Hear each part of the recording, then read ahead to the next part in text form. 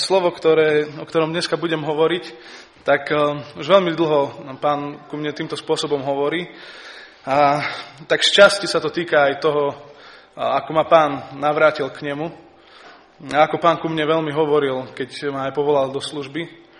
Ja by som to možno spomenul, lebo verím tomu, že to, čo budem ďalej hovoriť, k tomu bude nadväzovať.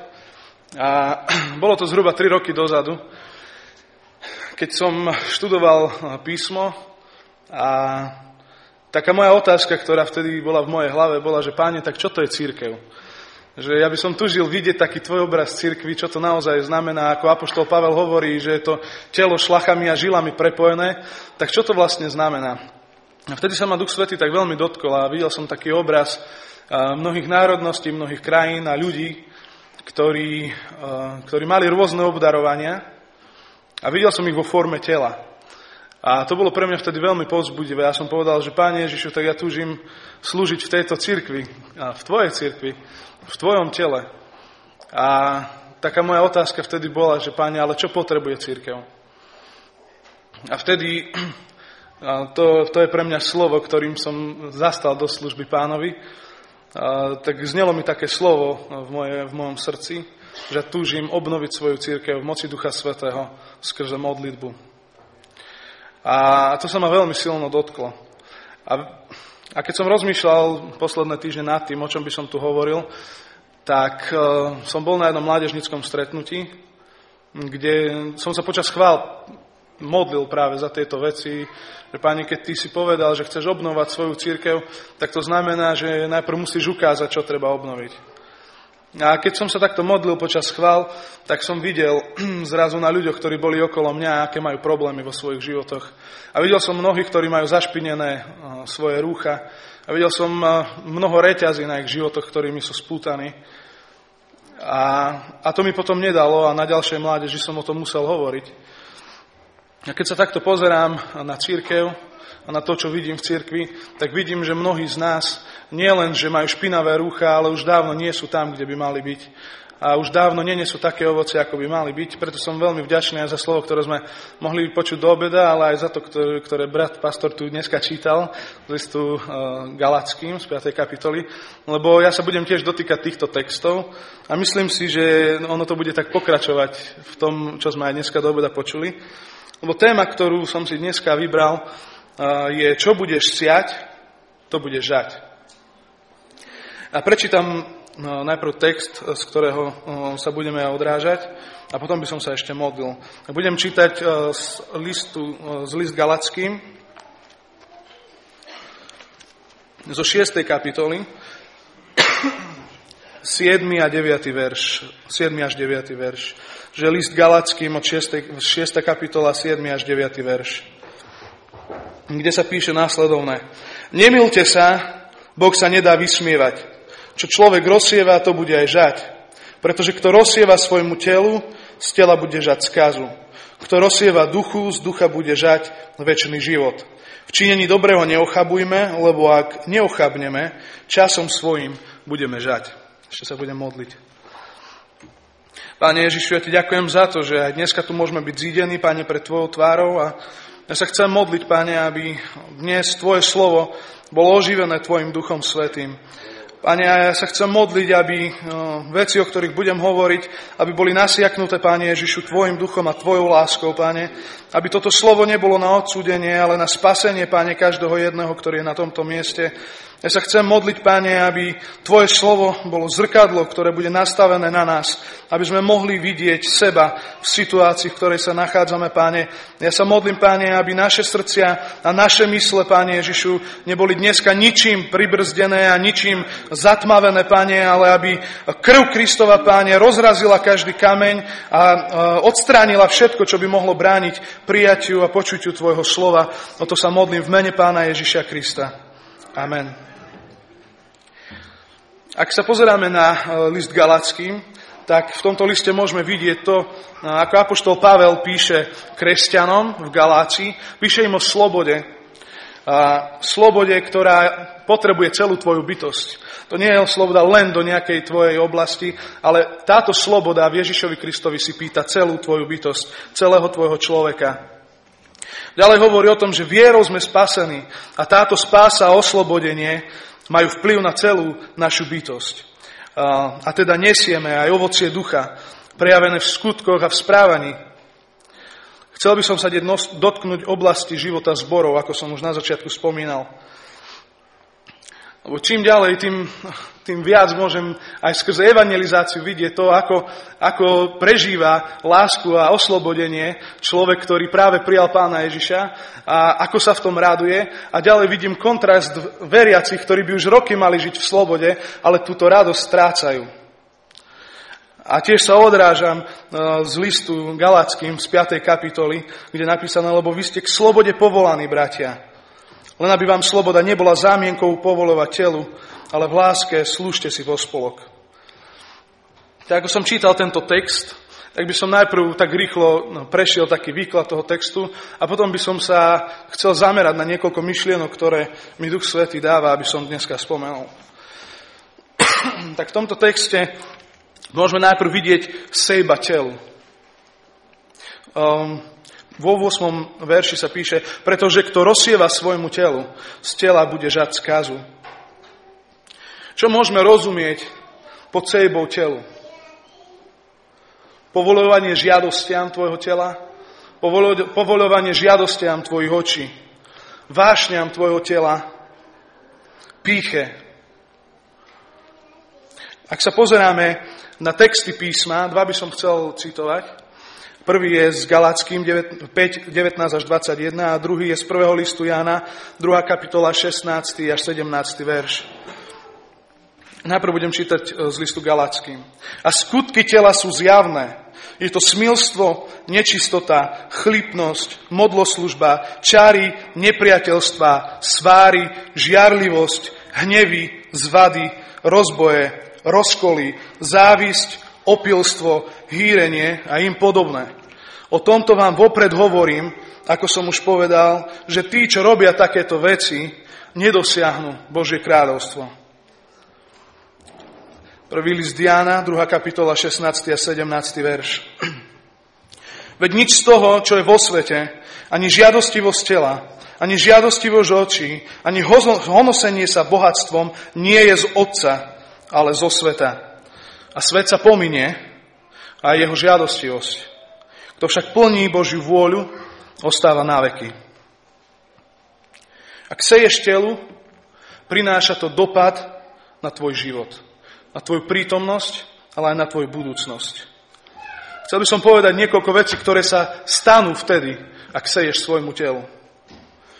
Ak seješ svojmu telu, stávaš sa nepriateľom kríža Pána Ježiša Krista. O tom hovorí list Filipským, 3. kapitola, 18. verš.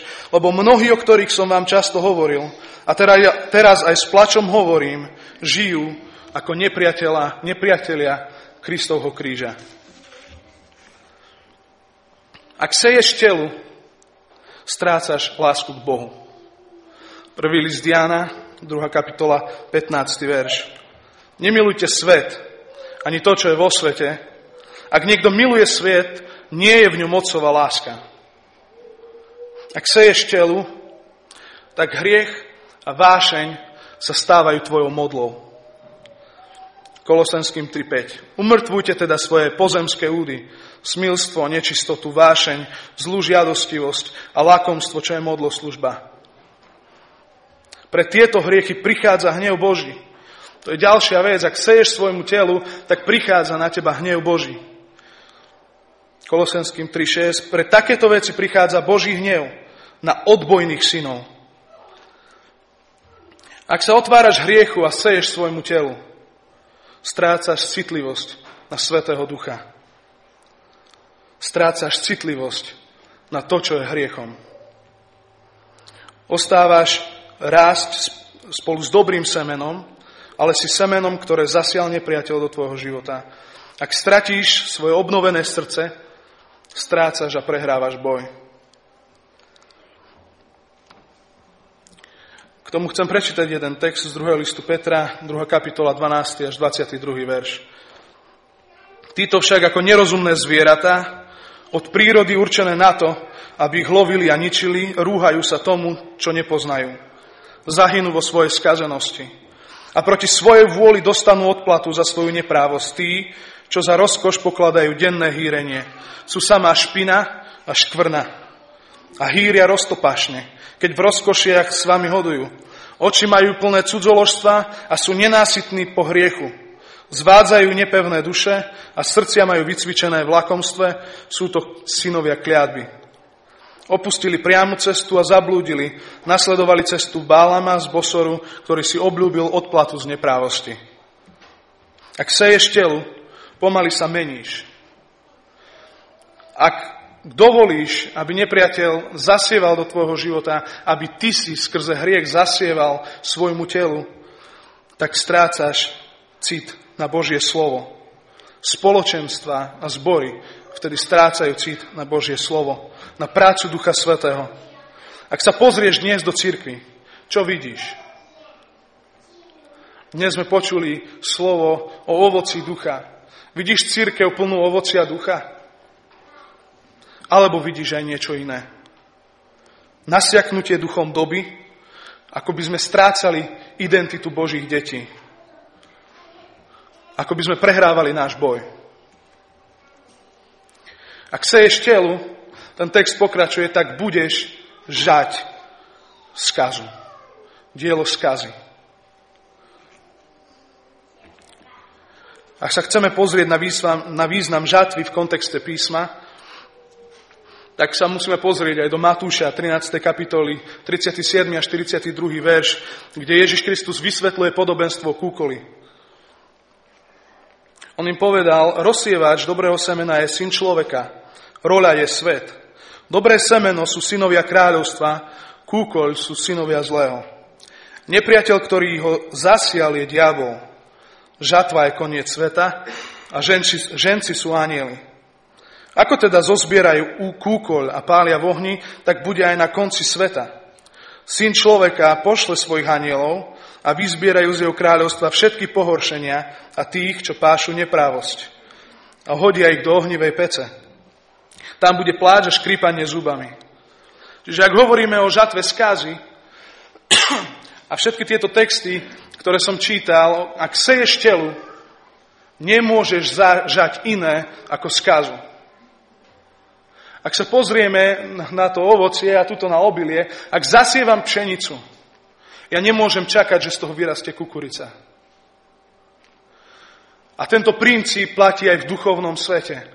Ak ty seješ svojmu telu, ty nemôžeš čakať, že z toho vzíde niečo duchovné. Žatva je teda koniec vekov, alebo čas, kedy Boh bude súdiť a bude triediť. Žatva skazy je pre tých, ktorí siali svojmu telu.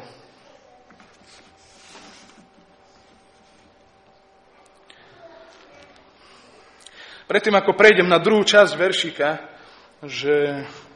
kde sa hovorí o tom, kto rozsieva duchu a z ducha bude žať večný život, by som chcel spomenúť niekoľko vecí, ktoré, aj keď som sa modlil pred touto službou, mi Pán ukazoval. A veľmi to súvisí s tým obrazom, ktorý som povedal, že ak idem siať pšenicu, nemôžem čakať kukuricu. To platí pre ľudí, ktorí sú v cirkvi a ktorí majú problém v živote so sejbou, že sejú svojmu telu.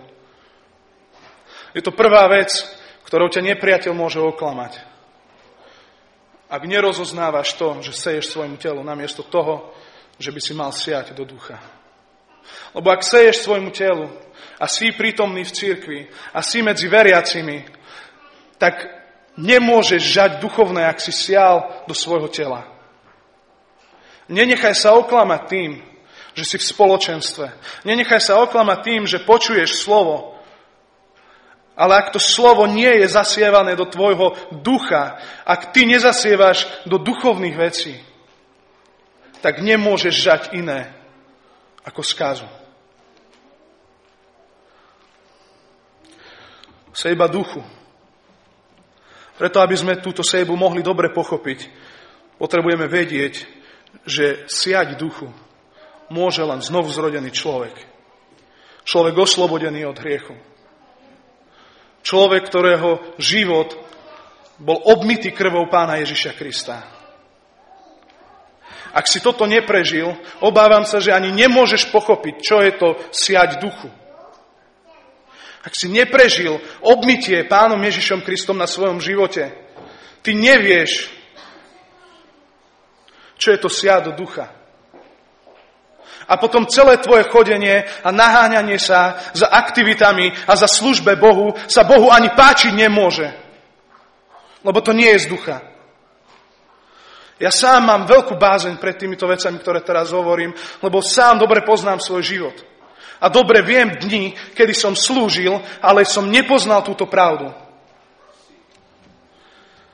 A toto je jedna z práv, ktorú som prijal počas toho, ako som trávil čas nad týmto písmom, že človeče, ak ty si neprijal ospravedlnenie Ježiša Krista na svoj život, ak si neprežil to, že Kristova krv zmyla tvoj hriech, tak ty nemôžeš rozumieť, čo je to siať duchu.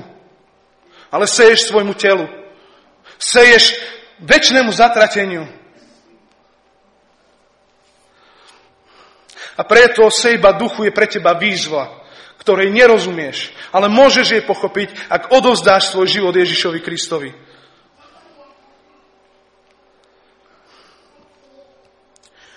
List Rímskym 8. kapitola 1. až 10. verš. Teraz teda už nie je odsúdenia pre tých, čo sú v Kristovi Ježišovi. Veď zákon ducha, ktorý dáva život v Kristovi Ježišovi, oslobodil ťa od zákona hriechu a smrti. Čo bolo nemožné zákonu pre slabosť ľudskej prirodzenosti, to uskutočnil Boh, keď pre hriech poslal svojho syna v tele podobnom hriešnemu a v tele odsúdil hriech. Aby sa požiadavka zákona splnila v nás, čo nežijeme podľa tela, ale podľa ducha. Lebo tí, čo žijú podľa tela, zmýšľajú telesne, ale tí, čo žijú podľa ducha, zmýšľajú duchovne. A zmýšľať podľa tela je smrť. Kým zmýšľať podľa ducha je život a pokoj. Veď zmýšľať podľa tela je nepriateľstvom voči Bohu, lebo sa nepodriaďuje Božiemu zákonu a ani sa nemôže podriadiť. A tak tí, čo žijú telesne, nemôžu sa páčiť Bohu. Lenže vy nežijete telesne, ale duchovne. Pravda? Ak vo vás prebýva Boží duch. Lebo kto nemá Kristovho ducha, to nie je jeho. Ale ak je vo vás Kristus, telo je síce pre hriech mŕtve, no duch je život pre spravodlivosť. Tak ako som hovoril, ak duch Boží neprebýva v tebe, a to je možné len vtedy, ak si prijal Ježiša Krista, dovtedy sa nemôžeš páčiť Bohu. Dovtedy sa tvoja služba nemôže páčiť Bohu. Je to pravda, ktorá otriasa mojim srdcom. A modlím sa, aby mi Boh dal milosť, aby moja služba sa mohla páčiť Bohu. Ale to podmienuje to, že môj život bude denne napojený na Pána Ježiša Krista.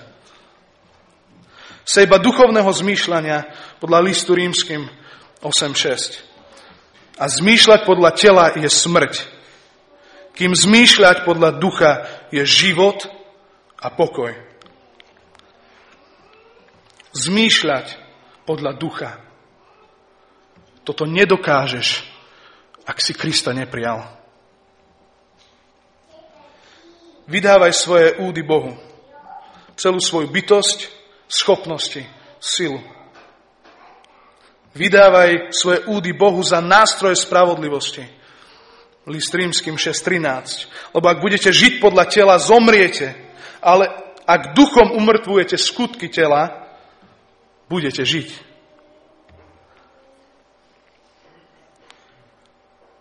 Sejba života a pokoja. Ten verš som už čítal, je to list Rímskym 8.6. A zmýšľať podľa tela je smrť, kým zmýšľať podľa ducha je život a pokoj. Potrebujeme si uvedomiť jednu vec, že sejba v duchu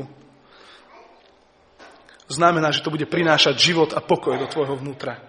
Že to bude, predovšetkým je to zmierenie teba a Boha, si zmierený v Ježišovi Kristovi a to prinesie život a pokoj. sejba spravodlivosti. List Rímskym 8:10. Ale ak je vo vás Kristus, telo je síce pre hriech mŕtve, no duch je život pre spravodlivosť. Táto spravodlivosť sa nedá vyrobiť. Táto spravodlivosť sa nedá žiť.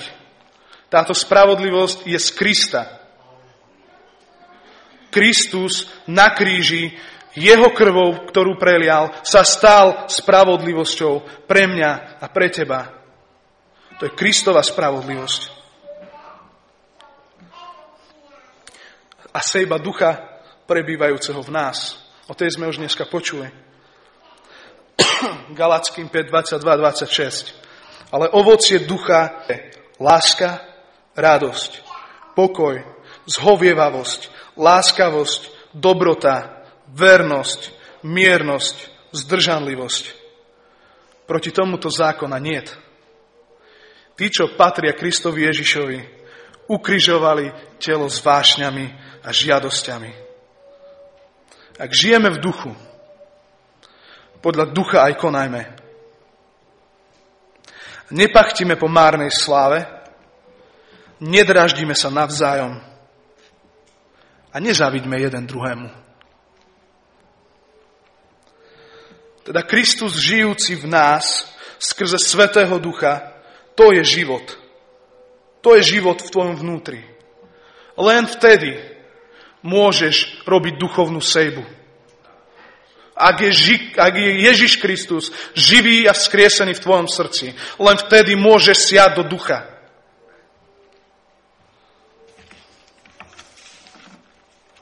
A žatva večného života. Žatvou večného života je teda čas, kedy Boh oddelí dobré semeno od pliev. Pán žatvy pošle svojich anielov, aby zozbierali to, čo je dobré a preosiaté.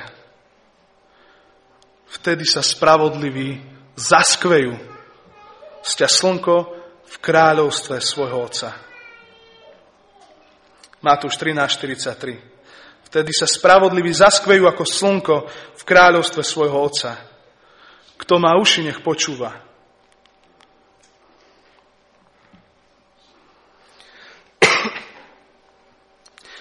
Božie slovo nás vyzýva na základe tohto zákona sejby a žatvy k tomu, aby sme nesiali viac do tela. Ale a teraz hovorím tebe, kto poznáš Pána Ježiša Krista, ale ak si prijal Pána Ježiša Krista do svojho života, tak nedovol a nenechaj sa klamať nepriateľom a nenechaj sa zotročiť sejbou svojmu telu. Lebo Ježiš Kristus vydobil tvoju slobodu na kríži.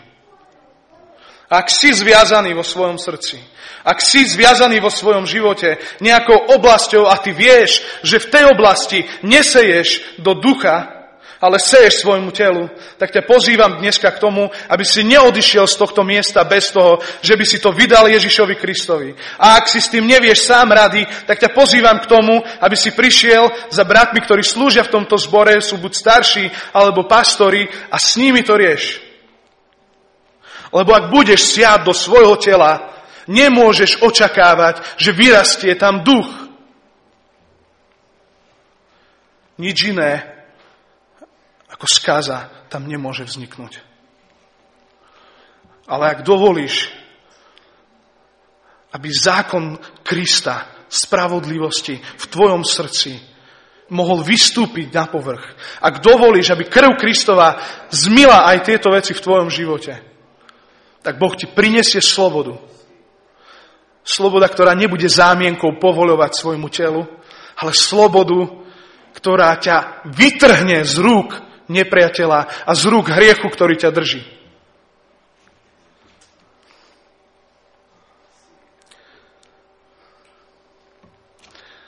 A potom je tu slovo, ktoré je v 7. verši listu Galatským 6, 7, 9. Nemilte sa, Boh sa nedá vysmievať. Čo človek rozsieva, to bude žať. Veľké oklamanie je medzi nami. A myslíme si, sme pyšní. Na to, že vieme, čo máme robiť. Lebo sme boli vychovaní veciam. Lebo my vieme, ako máme sa stavať proti veciam. A my vieme, ako sa máme rozhodnúť. A my vieme, čo máme robiť. Keď sme čítali Jeremiáša, 13. kapitola, kde Boh hovorí Jeremiášovi, že, myslím, že to od 7. verša, že roztrieskám otcovo synov ako krčahy. Ale tam, myslím, že veršik predtým, ja to rovno aj nalistujem, je tam veľmi tvrdé slovo, že keby ti hovorili, my vieme, čo máme robiť. Tak im povedz toto. A tam nasleduje to tvrdé slovo. Jeremiáš 13, ak máte Biblie, môžeme si to spolu otvoriť.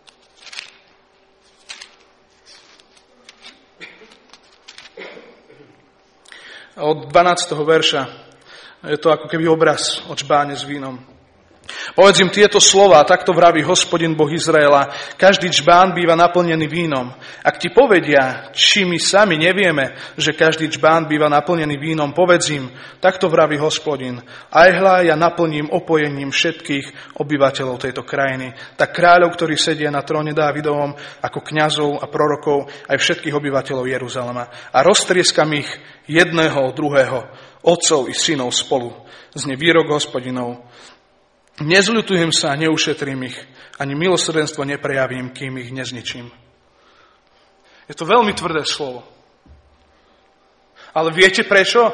Prorok takéto tvrdé slovo hovorí národu. Lebo je pyšný. Lebo si myslí, že či nevieme.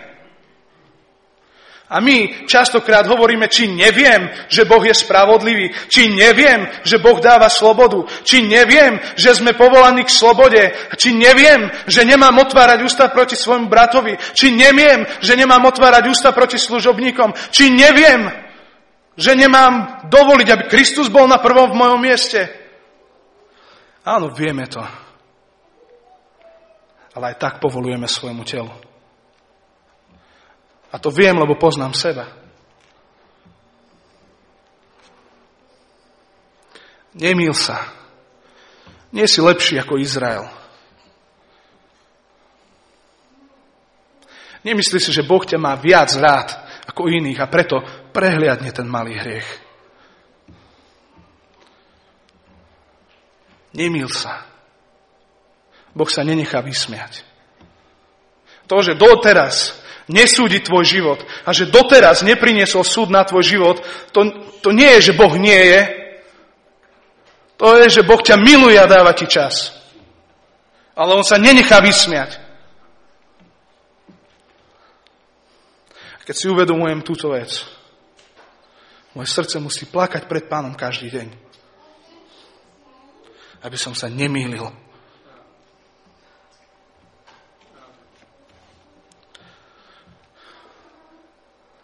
Niekedy sme tak nasiaknutí pýchou z toho, že my vieme, ako máme žiť dobrý kresťanský život. Že vôbec nevidíme na tú kopu špiny, ktorú nosíme na svojich nohách. Ako dneska bolo hovorené, Petrovi boli umyté nohy, ale Peter vtedy ešte reagoval na to. Povedal, Pane, celého ma umy. Ak nepotrebuješ byť umytý celý, tak aspoň nohy si nechaj umyť. Lebo nemýl sa. Nemýl sa. Boh sa nenechá vysmiať. Práve ten kontrast toho, čo hovoríme a čo vieme s tým, čo žijeme, tento nás odsudzuje. Kontrast toho, čo my všetko vieme, ale ako to nakoniec žijeme, toto nás odsudzuje. A preto my nie sme schopní naplniť zákon, preto potrebujeme Krista a preto bez Pána Ježiša Krista my sa nemôžeme pohnúť. Ani jeden krok vo svojom živote spraviť. Každý jeden krok, ktorý robíme bez neho, je krokom, kedy sa mýlime.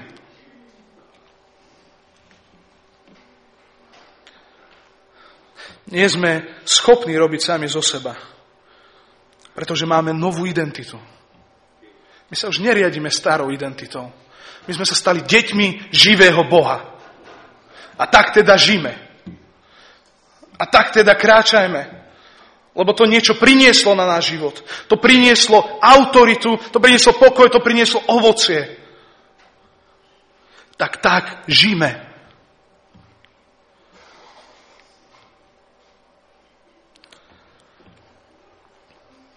Keď príde žatva, buďme tí, ktorí sa zaskvejú pred Bohom. Nemilme sa, Boh sa nenechá vysmievať.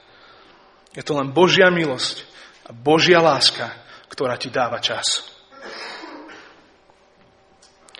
Stráž svoj život a neochabuj v činení dobrého. Lebo ak neochabneš v duchovnej sejbe, svojím časom budeš žať. Ak zasievaš Božie kráľovstvo, toto si zapamätajte. Ak nič iné si nebudete pamätať z tejto služby, túto vetu si zapamätajte. Ak zasievaš Božie kráľovstvo, budeš žať kráľovstvo Božie. Ak budeš zasievať život, spravodlivosť, pokoj, slobodu, odpustenie, evanjelium, ktoré je slovom života na spasenie každému človeku, ak bude ovocie ducha prítomné na tvojom živote, tak budeš žať kráľovstvo Božie.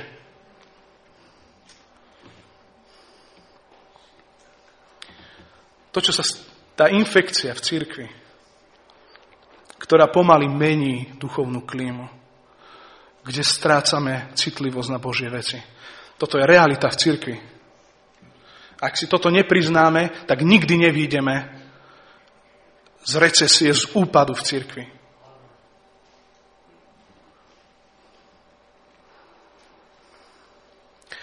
Ak prestávaš byť citlivý na Božieho ducha, meníš sa a prestávaš poznávať Božie srdce. Zrazu nevieš, čo Boh chce. Ty nevieš, čo chce Boh s tvojim životom, ale nevieš ani, čo chce s tvojou rodinou a potom nevieš ani, čo chce s tvojou prácou, ani s tvojim zborom, ani s celým svojim životom.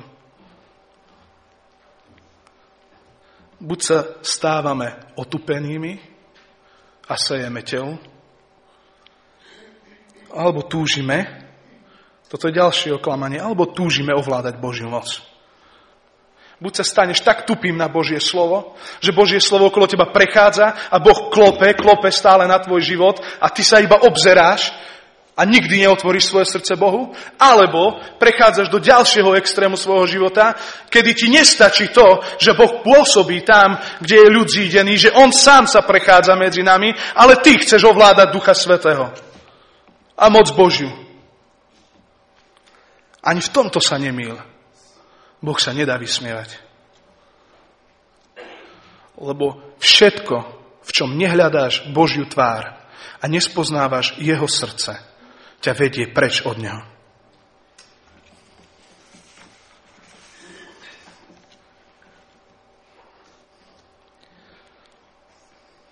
Ak si znovuzrodený človek a tvoje vnútro nie je spokojné so stavom cirkvi, v ktorom sa zbory nachádzajú, ja ťa pozývam do jednej veci. Spoznávaj Božie srdce viac. To stojí čas. To stojí modlitby. To stojí to, že oddelíš svoj čas Bohu a budeš s ním tráviť čas. A potom uvidíš zmenu vo svojej rodine. A potom uvidíš zmenu vo svojom zbore. Potom uvidíš zmenu vo svojom živote. Ja vás chcem pozvať k tomu, bratia a sestry, vy, ktorí vnímate tieto duchovné veci, vy, ktorí sejete duchu a vnímate tú potrebu, aby ste dali viac ešte. Lebo kto skúpo bude siať, ten málo bude žať. Ale v tejto sejbe do ducha my nebuďme skúpi, dajme tomu čas. Investujme do sejby ducha. Lebo potom to tak vyzerá, bratia a sestry. My musíme viac siať duchovne. My musíme viac sa upnúť na Ježiša Krista. My musíme každý deň povedať, Páne, aj dnes s Tebou chcem siať. Tak ako sme počuli v tom svedectve, v tom meste nebol žiadny kresťan. Ale bola tam jedna duša, ktorá túžila spoznať Boha. A kresťania sa prestanú pozerať na to, či sú priemernými kresťanmi, či spĺňajú štandard zboru, do ktorého chodia, ale pozrú sa ďalej na Pána Ježiša, tak ich to pohne úplne do inej dimenzie, do úplne rýchlejšieho a fungujúcejšieho, pulzujúcejšieho vzťahu s Ježišom.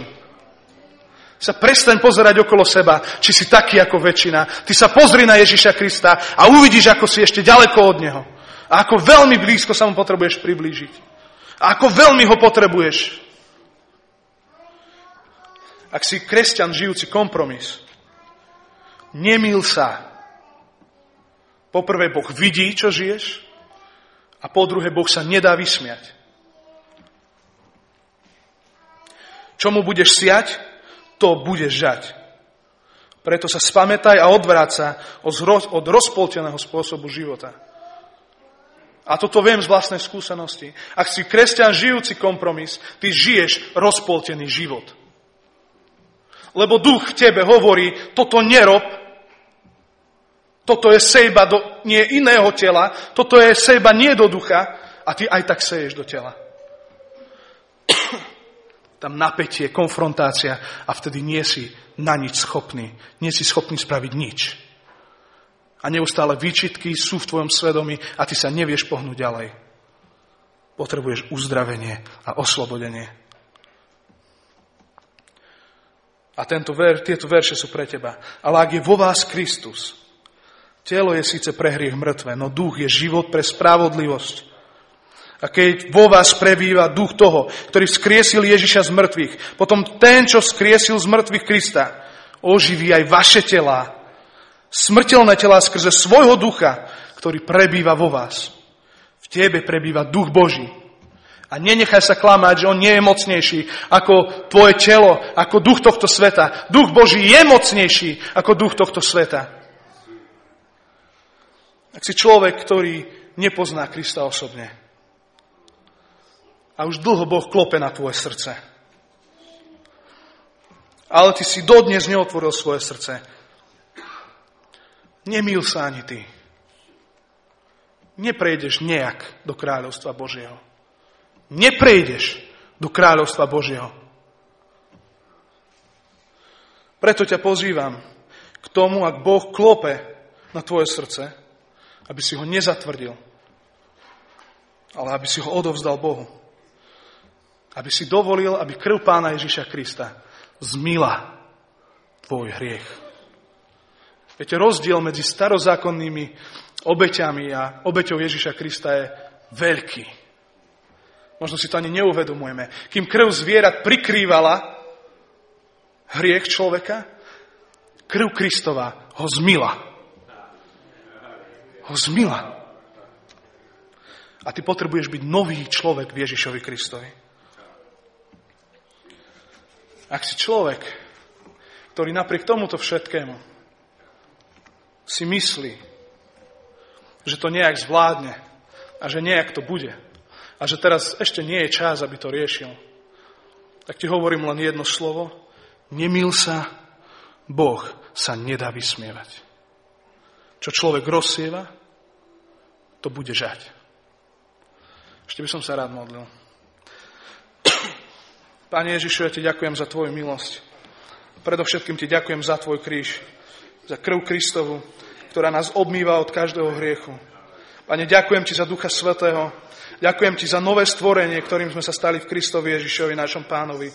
Pane, ja ti ďakujem za to, že kríž je miestom víťazstva, že prázdny hrob je svedectvom vzkriesenia a my máme na to isté vzkriesený nádej, že raz budeme vzkriesení a budeme s našim Otcom, Pane. A vtedy sa zaskvieme, Pane Ježišu, ako slnko, Pane, pred našim Otcom. Haleluja, ja ti ďakujem za to, Pane. Ale zároveň sa chcem modliť, Pane, za tých, ktorí ťa nepoznajú a ktorí sa mýlia. Sa modlím za tých, ktorí sa mýlia, Pane, aby si ich vyviedol z ich omylu, Pane Ježišu. Ja sa modlím, aby klopanie Ducha Svätého bolo tak mocné a tak príťažlivé na ich životoch, Pane, že viac nedokážu odolať tvojmu duchu, Pane. Ja sa modlím, aby vôňa na spasenie bola tak príjemná a tak blízka, Pane, že nedokážeme odolať tvojej vôni, Ježiš. Lebo vôňa Kristova je niektorým na spasenie a iným na zatratenie. Ale ja sa modlím, aby v tejto modlitebni bolo na spasenie každému jednému v mene Ježiš. Halelúja, Páne Ježišu. Ja ti ďakujem za to, že ty nás pozývaš k tomu, aby sme robili duchovnú sejbu, Pane. Aby sme siali do ducha, Pane. Koľko sa len dá, koľko sily máme, koľko vládzame, Pane. Aj keď nevládzame v našej slabosti, Ty doplníš, čo chýba.